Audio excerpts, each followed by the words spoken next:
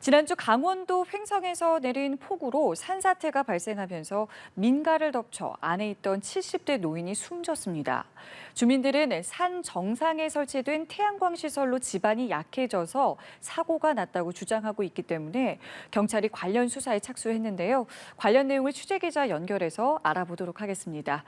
이상현 기자 나와주시죠.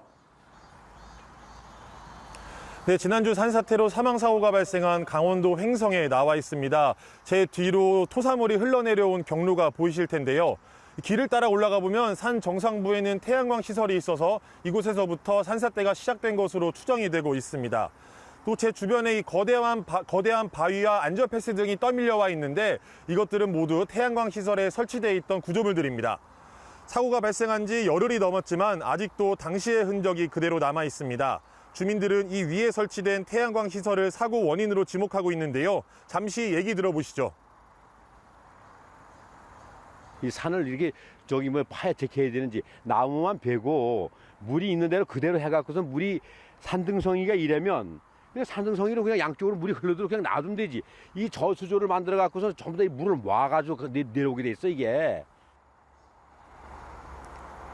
네, 경찰도 이번 산사태가 해양 태양광 시설과 관련이 있는지 확인하기 위해 조사에 나섰습니다.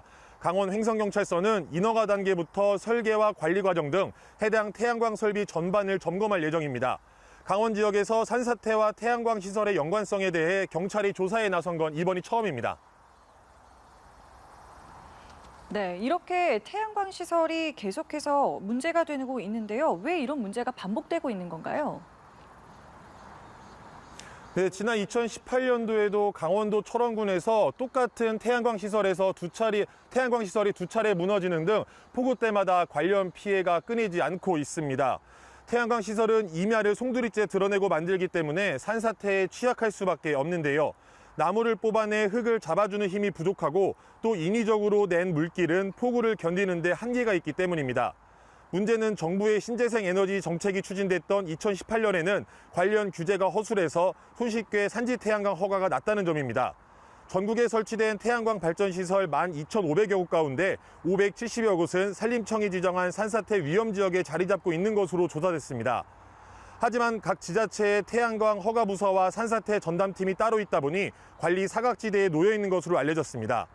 이 같은 허술한 관리 탓인지 2018년 6건이던 태양광 발전시설 관련 산사태는 2020년엔 27건으로 4배 이상 늘었습니다. 앞으로 더 큰 사고를 예방하기 위해서는 산지 태양광 설치와 관리에 대한 엄격하고 명확한 기준 마련이 시급하다는 지적입니다. 지금까지 강원도 횡성군 산사태 피해 현장에서 연합뉴스 TV 이상현입니다.